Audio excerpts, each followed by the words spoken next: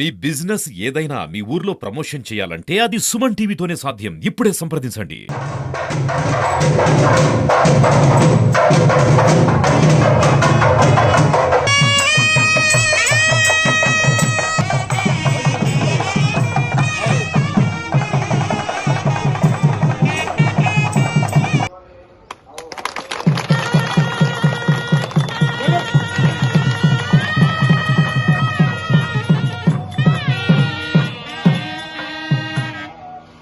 డెబ్బై 77 సంవత్సరాల క్రితం రాజ్యాంగాన్ని మనం అమలుపరచుకోవడం జరిగింది.